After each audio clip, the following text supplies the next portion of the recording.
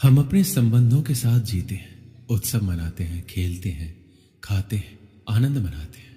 किंतु जब कोई प्रिय हमसे दूर चला जाता है, इस संसार से चला जाता है, तब हम दुर्बल हो जाते हैं, सदा दुखी रहते हैं। क्या ये होना चाहिए? इस प्रकृति को देखिए।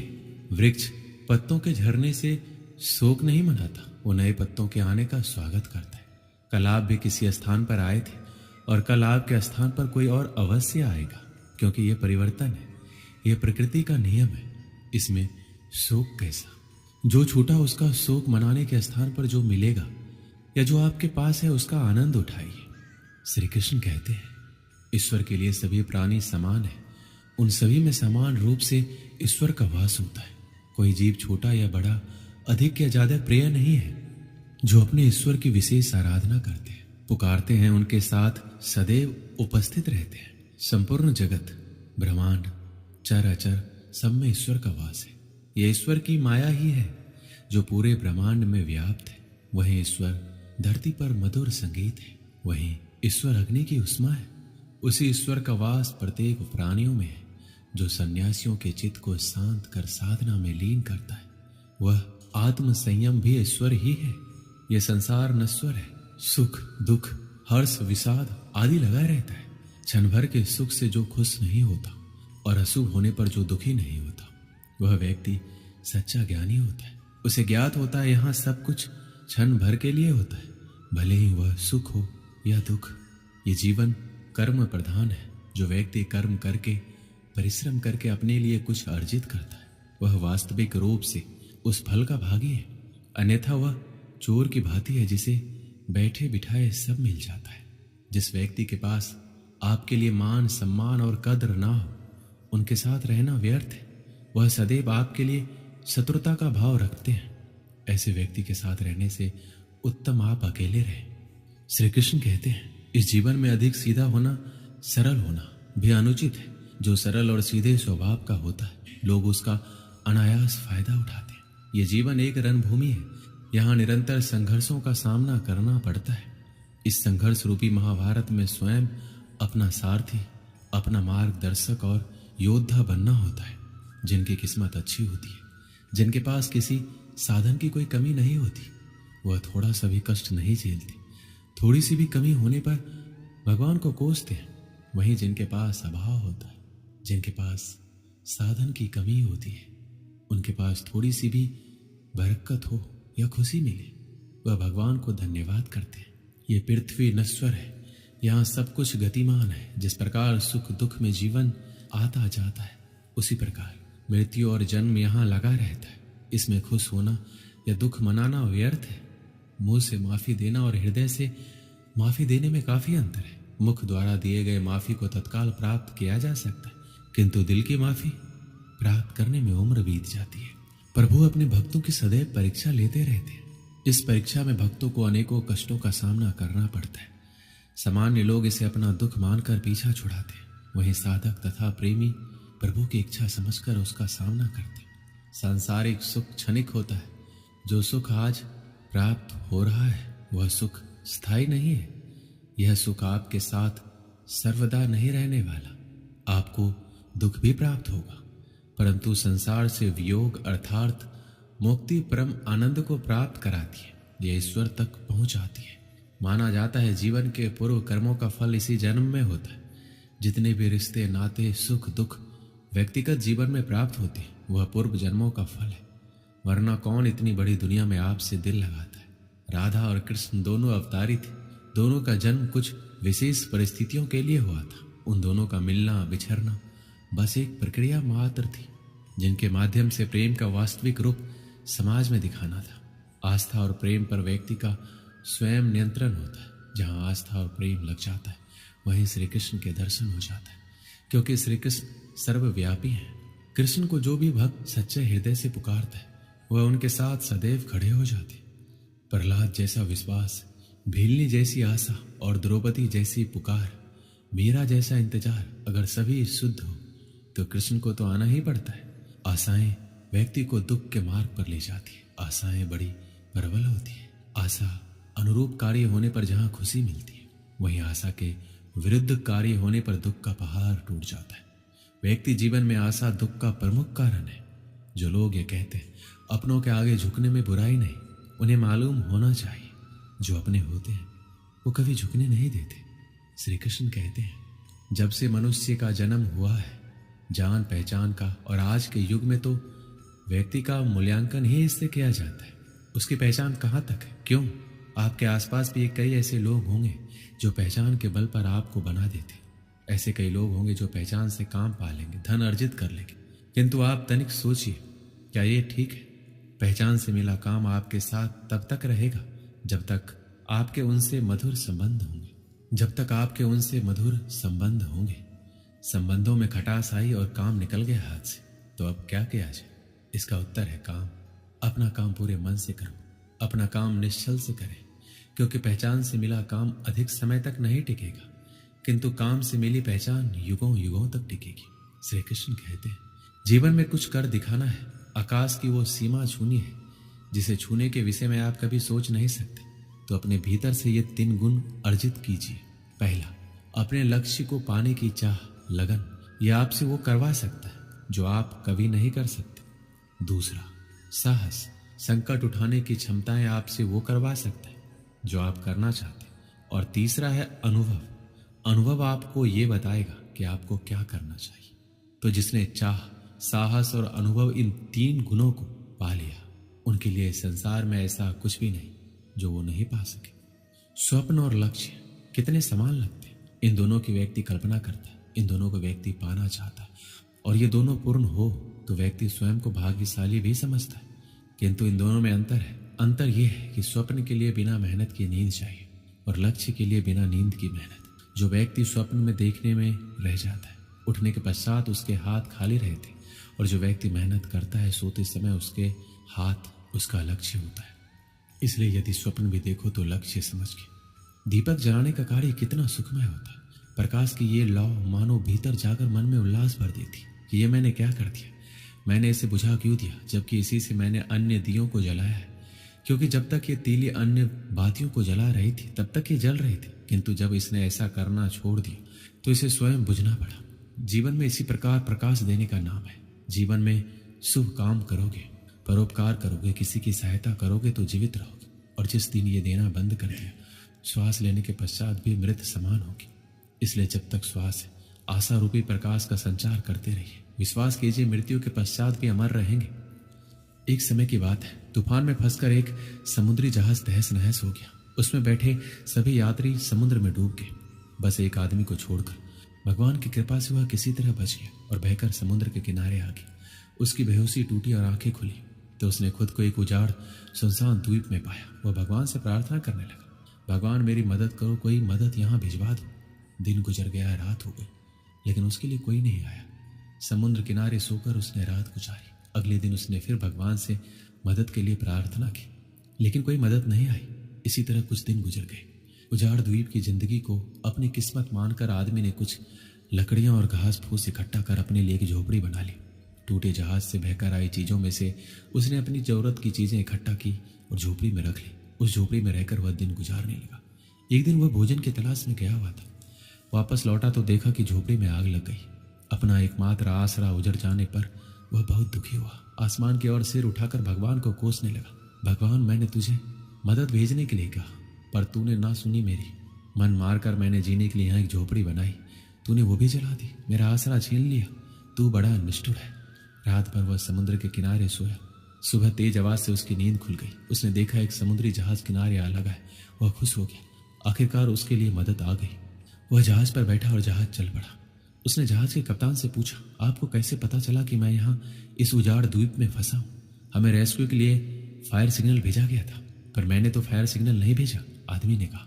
जहाज के कप्तान ने कहा, लेकिन हम तो फायर सिग्नल देखकर ही आए। तभी आदमी को अपनी जलती हुई झोपड़ी याद आई। वो समझ गया भगवान ने उसकी सहायता भेजने की प्रार्थना सुनकर उसकी झोपड़ी जलाकर समुद्री जहाज उसके इस द्वीप में फंसे होने का संकेत दिया था। वह भगवान को धन्यवाद करने लगा। दोस्तों, जब हम पर मुसीबत टूटती है तब हमारा विश्वास डगमगाने लगता है, धैर्य टूटने लगता है, आशा धूमिल होने लगती है और हम भगवान से शिकायत करने लगते हैं। जबकि ऐसे समय में आवश्यकता है भगवान पर विश्वास बनाए रखकर मुसीबत से निकलने की, प्रयास करने की। उस आदमी ने झोपड़ी बनाई तो भगवान ने उसमें आग लगाकर उसे उजाड़ द्वीप से निकलने में मदद की। हमें भी दिल छोटा किए बगैर भगवान पर विश्वास रखकर अपना प्रयास करते रहना चाहिए। हमारा प्रयास और भगवान का आशीर्वाद दोनों मिलकर हमें हर मुसीबत से निकाल लेंगे। दोस्तों, इस वीडियो में बस इतना ही। मिलते हैं अगली वीडियो में। अपना ख्याल रखिएगा। जय श्री कृष्ण। श्री कृष्ण कहते हैं कि अकेला व्यक्ति जब चलना शुरू करता है तो उसके साथ कोई खड़ा नहीं होता। रास्ते में आप ही प्रश्न और आप ही खुद के उत्तर होते हो। संकट भी बहुत आते हैं, चुनौतियां भी ढेर सारी आती है, परंतु जो हर चुनौती को चीरता जाए और लगातार अपना काम करता जाए, वैसा ही तो हमें भी बनना है। कब तक दूसरों के भरोसे बैठे रहो? ऐसा कौन सा काम आ गया जो आप अकेले नहीं कर सकते? आप अभी से ही अकेले चलना सीख लोगे तो अच्छा है। बाद में चलोगे तो फिर मेरी इन बातों का पछतावा होगा कि काश हम पहले ही ऐसा कर लेते तो हमारा समय बच जाता। ये जीवन लंबी नहीं है, बहुत छोटी है। ये बात बिल्कुल सही है। जो आज साथ है वह कितना भी हितकर हो, कितना भी प्रेमी हो, कितना भी तुम्हारे साथ खड़ा होने वाला हो, लेकिन वह हमेशा उसी प्रकार साथ रहेगा ये जरूरी नहीं है।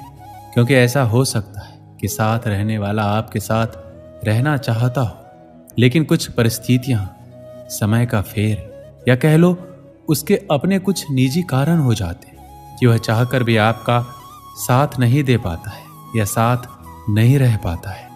अकेले रहने का सबसे बड़ा फायदा यह है कि आपको किसी को जवाब नहीं देना पड़ता। आप जो चाहते हैं, जिस तरह से चाहते हैं वही करते हैं। हम अकेले पैदा हुए हैं, अकेले जीते हैं और अकेले मर जाते हैं। श्री कृष्ण कहते हैं जीवन में अकेले हो, जीवन में सारी चीजों को अपने दम पर कर रहे हो, कोई दोस्त, कोई रिश्तेदार आपके साथ नहीं है, तो आप कामयाबी के रास्ते पर हो। अगर जीवन में अकेले हो तो इसे अपनी कमजोरी बिल्कुल मत समझना, क्योंकि जो इंसान दुनिया में आज अकेला है वह बहुत ताकतवर है। बेवकूफ हैं वो लोग जो अकेलेपन को किसी की कमजोरी समझते हैं। बहुत कम लोग अकेलेपन की ताकत को जानते हैं। दुनिया में अगर कोई सच में आजाद है तो वह इंसान है जो अपने जीवन में अकेला है। अकेले इंसान को लोगों की फालतू की बातें सुननी नहीं पड़ती। इसने आज ये बोल दिया, उस दोस्त ने आज वो बोल दिया। अलग अलग लोगों की फालतू की बातें अकेले इंसान को झेलनी नहीं पड़ती। दुनिया भर की फालतू बातों से अकेला इंसान आजाद होता है। वरना आप ऐसे लोगों को देख लो जो दोस्तों से घिरा होता है। वह हर समय किसी न किसी की छोटी छोटी बातों को लेकर बैठा होता है। ज्यादा लोगों से घिरा इंसान कभी शांति नहीं पा सकता। ज्यादा लोगों के बीच इंसान हमेशा चिंता में होता है। आपने तो वो सुना ही होगा, दुनिया का सबसे बड़ा रोग है क्या कहेंगे लोग। ये रोग सिर्फ उस इंसान को लग सकता है जो लोगों के बीच रहता है। एक अकेले इंसान का ध्यान फिजूल की बातों पर नहीं होता है, उसका ध्यान होता है अपने आप पर, अपने सपनों पर। एक अकेला इंसान हमेशा अपनी कामयाबी के बारे में सोचता है, ऊंची ऊंची बुलंदियों को छूने के बारे में सोचता है। दुनिया अकेले रहने वाले लोगों को कमजोर मानती है, लेकिन असल में अकेला इंसान अंदरूनी तौर पर ताकतवर होता है। एक अकेला इंसान किसी शेर से कम नहीं होता। अकेले चलने की आदत सिर्फ शेर में होती है। कभी भी आपको लगे अकेले रहना कमजोरी है तो शेर को देख लेना। शेर अकेले रहना पसंद करता है, लेकिन राज वही करता है। दोस्तों, आपके जीवन में कभी न कभी ऐसा जरूर हुआ होगा, आप अपनी क्षमता को पार करते हुए अपने काम को पूरा किया होगा, जिसकी वजह से आप बहुत ही ज्यादा खुश हुए होंगे। लेकिन जब आपने इसी खुशी को किसी के साथ साझा किया होगा, तब उसने इतनी दिलचस्पी के साथ आपके बातों पर गौर नहीं किया होगा, आपकी खुशी को इतना ज्यादा महसूस नहीं किया होगा जितना आप अपेक्षा कर रहे थे। आप अपनी खुशी को इसलिए साझा कर रहे थे कि आप अपनी खुशी सामने वाले शख्स के साथ बांट सके, लेकिन सामने वाले शख्स का प्रतिक्रिया खुशी वाला बिल्कुल नहीं होता है। उनका प्रतिक्रिया तो ऐसा होता है कि उनको देखकर आपकी खुशी में थोड़ी कमी जरूर आ जाती है। अकेलेपन को अपनी कमजोरी समझोगे तो हार जाओगे, लेकिन अगर अकेलेपन को अपनी ताकत बनाओगे तो कामयाबी अपने कदमों के नीचे पाओगे। उस इंसान से ज्यादा कामयाब कोई नहीं, उस इंसान से ज्यादा ताकतवर कोई नहीं जो अकेले रहकर चीजों का सामना कर सकता है, हर चुनौती का सामना कर सकता है, जो इंसान अपने अकेलेपन में चुनौतियों का सामना कर करके अपने बुलंदियों पर पहुंचता है। अकेले इंसान को अपने आप पर गर्व होना चाहिए, क्योंकि जिस तरह उसने अकेलेपन में रहकर बिना किसी के सहारे अपनी मंजिल के लिए काम करने की क्षमता है, वैसी क्षमता किसी साधारण इंसान में नहीं होती। अगर आप अकेले हो तो अपने आप पर गर्व करो, क्योंकि जिस तरह अपने अकेलेपन की परिस्थिति में रहकर अपने सपनों के लिए काम कर रहे हो, बहुत कम लोग ऐसे आपकी तरह कर पाते हैं। अकेलेपन रहने से आप कभी डरना मत। अकेलापन आपके लिए तभी बुरा है जब आप इसे अपनी कमजोरी समझो। जरा इतिहास उठाकर देखो, लगभग जितने भी महान और कामयाब इंसान थे, उन्होंने अपने जीवन के मुख्य कामों को अकेला रहकर किया है। उन्होंने कभी अकेलेपन की शिकायत नहीं की। शुरुआत में हर इंसान अकेला चलता है। लोग तो उसकी कामयाबी और जज्बे को देखकर उसके साथ जुड़ ही जाता है। ये बात भी सच है कि दुनिया में हर चीज लोगों की मदद लेकर पाई जा सकती है, लेकिन लोगों की मदद लेकर पाई गई चीजें हमेशा किसी न किसी के एहसान तले दबाया करती है, और जिंदगी किसी के एहसान तले जीने से अच्छा है अकेले रहकर दुनिया में खुद के दम पर अपना नाम बनाया जाए, खुद के दम पर अपनी कामयाबी हासिल की जाए।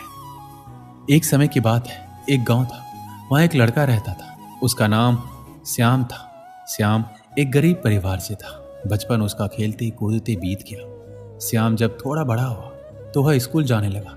सरकारी स्कूल में जितना वह पढ़ सकता था वह पढ़ चुका था। श्याम अब शहर जाना चाहता था पढ़ाई के लिए। श्याम ने अपने पिता से कहा, मैं शहर जाना चाहता हूँ पिताजी, पढ़ लिख कर एक बड़ा इंसान बनना चाहता हूँ, आपका माँ का नाम रोशन करना चाहता हूँ। पिताजी ने कहा, देखो बेटा, हमारी गरीबी इतनी है कि हम तुम्हें शहर नहीं भेज सकते, लेकिन तुम्हारा सपना है तो हम उस सपने को टूटने नहीं देंगे। एक काम करो, हम लोग अपनी जमीन भी गिरवी रख देते हैं।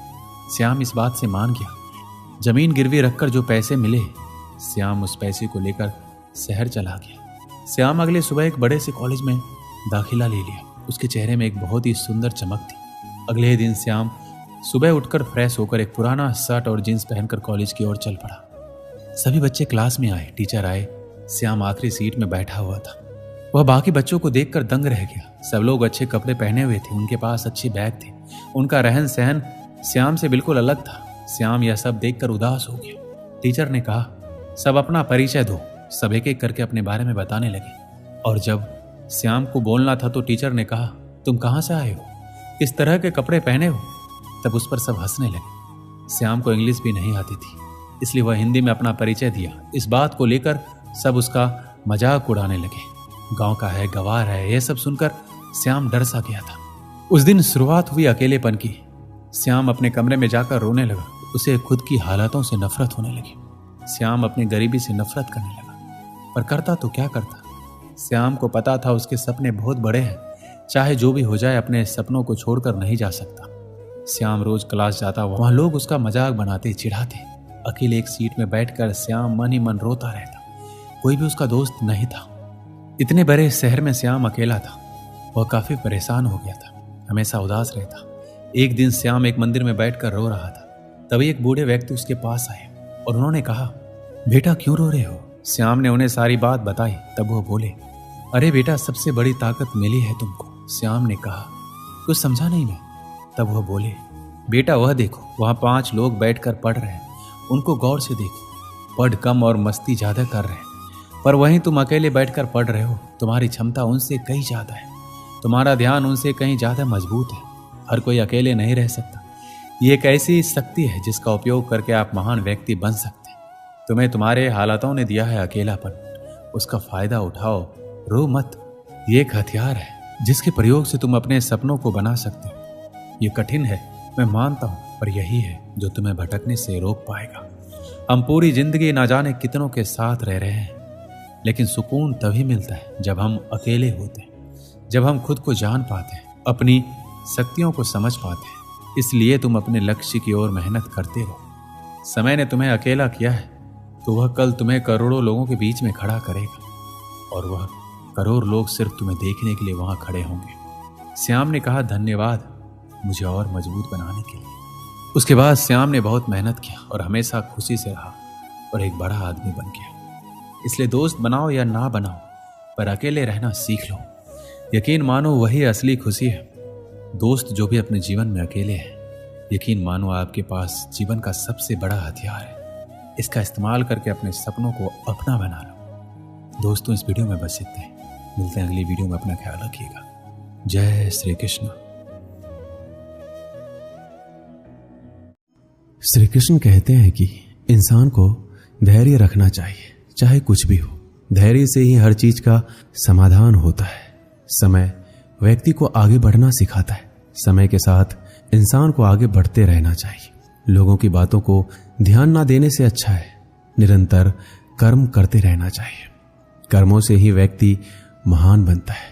परिस्थिति को लेकर नहीं बैठना चाहिए, बल्कि इंसान आगे बढ़ते रहना चाहिए। व्यर्थ चिंता करने से अच्छा है अपने काम पर ध्यान दो। जिनका इस संसार में कोई नहीं होता, इनके सर पर हमेशा कृष्ण का हाथ होता है। जीवन में परिस्थितियां चाहे कितनी भी विपरीत हो, इंसान के साथ जो कुछ भी होता है अच्छे के लिए होता है। जिसने एक बार मन में हारने का सोच लिया, उसे कोई नहीं जिता सकता। उसका हारना पक्का होता है। जो अपने मार्ग से भटक जाते हैं, उन्हें श्री कृष्ण रास्ता दिखाते हैं। परिस्थितियों से कतराना नहीं चाहिए, बल्कि उनका डटकर मुकाबला करना चाहिए। निरंतर कर्म करना व्यक्ति का धर्म होता है। कर्म से ही इंसान कर्मवीर बनता है। जिंदगी के हाथ नहीं होते, लेकिन कभी कभी वो ऐसा थप्पड़ मारती है जो पूरी उम्र याद रहता है। श्री कृष्ण कहते हैं, बहुत तकलीफ देता है वो जख्म जो बिना किसी कसूर के मिले हो। बोले गए शब्द, गुजरा हुआ वक्त और टूटा हुआ भरोसा कभी वापस नहीं आता। जो अंधेरे से गुजर चुके हैं, बस वही समझते हैं कि जब कुछ भी नजर ना आए तो क्या क्या दिखाई दे जाता है। लोग आपकी कदर तभी करेंगे जब आप उनको उन्हीं की तरह अनदेखा करना सीख जाओगे। कहाँ मिलता है कभी कोई समझने वाला, जो भी मिलता है समझा कर चला जाता है। श्री कृष्ण कहते हैं, अपनी कमियों पर भी नजर रखो। हर बार गलती दूसरों की नहीं होती। सपना हमेशा बड़े से बड़ा देखो। चांद नहीं मिला तो क्या हुआ, आसमान तक तो पहुंचोगे। जिंदगी ने एक बात जरूर सिखाई है कि मां के सिवा कोई अपना नहीं होता। जिसकी गलतियों से भी मैंने रिश्ता निभाया है, उसने बार बार मुझे फालतू होने का एहसास दिलाया है। क्रोध बुरा होता है, पर जहां जरूरत हो वहां दिखाना ही चाहिए। नहीं तो गलत करने वालों को एहसास कभी नहीं होगा कि वो गलत कर रहा है, और वो हमेशा आपके साथ वैसा ही व्यवहार करता रहेगा। ये दुनिया बड़ी मतलबी है। इससे अच्छाई की उम्मीद कभी मत करना। कोई भी यहां हमेशा के लिए साथ देने वाला नहीं है। अगर जिंदगी में आगे बढ़ना चाहते हो तो अकेले चलना सीख लो। रात को रोकर सोना और सुबह उठकर किसी को महसूस भी नहीं होने देना। जिंदगी ये हुनर भी सिखा देती है। अज्ञानी होना उतना शर्म की बात नहीं है जितना सीखने की इच्छा ना रखना। किसी से प्यार करो तो इतना करो कि जब भी वो तकलीफ में आए, सबसे पहले उसे तुम्हारी याद आए।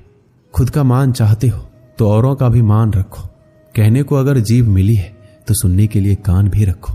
कुछ लोग हमसे फायदा उठाते हुए भी कुछ इस तरह से पेश आते हैं जैसे हमसे फायदा उठाकर भी वो हम पर कोई एहसान कर रहे हैं। श्री कृष्ण कहते हैं, किसी के साथ गलती करके अपनी बारी का इंतजार जरूर करना। जो लोग दिल के अच्छे होते हैं, दिमाग वाले लोग उनका जमकर फायदा उठाते हैं। शब्द ही ऐसी चीज है जिसकी वजह से इंसान या तो दिल में उतर जाता है या फिर दिल से उतर जाता है। किसी का बुरा इतना ही करो कि जब वो खुद पर आए तो बर्दाश्त कर सको। जब तक तुम कुछ बनोगे नहीं, तब तक ना तुम्हें कोई इज्जत देगा, ना कोई तुम्हारी सुनेगा। जिंदगी ने एक बात सिखाई है, दोस्ती करो या प्यार करो, लेकिन उम्मीद किसी से मत करना। रिश्तों की फिक्र करना छोड़ दो। जिसे जितना साथ देना है वो बस उतना ही साथ निभाएगा। अपनी खुशियां संभाल के रखिए। ये उस ताज की तरह होती है जो लोगों को बहुत चुभती है। कभी कभी दिल में तकलीफ होता है और तकलीफ देने वाला दिल में होता है। जो होकर भी ना हो उसका होना कैसा। अगर रिश्ता सिर्फ नाम का है तो उसके लिए रोना कैसा। छोटी छोटी बातें दिल में रखने से बड़े बड़े रिश्ते भी कमजोर पड़ जाते हैं। गलत सोच और गलत अंदाजा इंसान को हर रिश्ते से दूर कर देता है। दिखावे के लिए अच्छा होना बुरा होने से भी बुरा होता है। अच्छा इंसान तब बुरा बनता है जब उसकी अच्छाई का ये दुनिया मजाक बना देती है। दुनिया में सबसे खूबसूरत लोग वो हैं जो ये जान चुके हैं कि दूसरों से किसी भी तरह की उम्मीद करना बिल्कुल बेकार है। जहां इज्जत और वक्त भी मांग कर मिले, उस रिश्ते में रहना बिल्कुल भी ठीक नहीं है।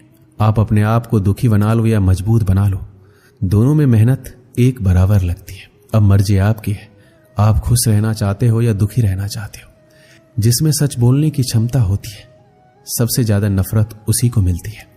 किसी के अंदर प्रेम जगा कर फिर उसे छोड़ देना उसकी हत्या करने के समान है। लोहे को कोई भी नष्ट नहीं कर सकता, उसे खुद का जंग नष्ट करता है। ठीक उसी तरह इंसान को भी उसी का मन उसे नष्ट करता है, और कोई भी नहीं। कभी कभी अपनी भावनाओं को ऐसे व्यक्ति पर बर्बाद मत करो जिसे आपकी भावनाओं की कोई कदर नहीं है। गैरों पर कौन गौर करता है, बात जब भी चुभती है अपनों की चुभती है। इज्जत उसकी की जाती है जो इज्जत देता है, उसकी नहीं जिसे इज्जत से बात करना भी नहीं आता। किसी इंसान के पीछे भागकर अपनी वैल्यू कम मत करो, क्योंकि जो आपका होगा वो आपको छोड़कर कहीं नहीं जाएगा। लोगों को खुश करते करते तुम्हारी जिंदगी बीत जाएगी, लेकिन आप उन्हें कभी खुश नहीं कर पाओगे। इसलिए अपने लिए, अपनी खुशियों के लिए जीना शुरू करो। हर बात को दिल पर लेना दिमाग की सबसे बड़ी बीमारी होती है। इंसान सिर्फ एक ही बात से अकेला पड़ जाता है, जब उसके अपने ही उसका साथ छोड़ देते हैं। इंसान के लिए धोखे हम भूल जाते हैं, लेकिन जिसने हमें धोखा दिया उस इंसान को हम कभी नहीं भूलते। आप अपने आप को इतना व्यस्त कर लो कि चिंता करने का समय ही ना मिले। इंसान हमेशा दुख में ही सीखता है, खुशी में तो वो पिछले सबक भी भूल जाता है। ये दुनिया सिर्फ खुशी में साथ देती है, इसलिए अपने आंसुओं को छुपाना सीख लो। कहते हैं किसी को ज्यादा सोचो तो वो सपने में आ जाता है, फिर ज्यादा चाहने से वो जिंदगी में क्यों नहीं आता। केवल दो चीजों से इंसान सारे रिश्ते खो देता है, एक गलतफहमी और दूसरा इंसान का अभिमान। खुद को काट कर भी रख दोगे तो ये दुनिया आपसे खुश नहीं होगी। इसलिए वो करो जो आपका दिल चाहे, वो मत करो जो दुनिया चाहे, क्योंकि दुनिया की पसंद को बदलने में वक्त नहीं लगता। मेरी मानो तो अकेले ही रहो, ना कोई दिल दुखाएगा ना कोई रुलाएगा। भले ही लाखों कस्में दे दो, मगर जाने वाला कभी नहीं रुकता। कुछ दर्द ऐसे होते हैं जिन्हें हम सिर्फ सह सकते हैं, किसी से कह नहीं सकते।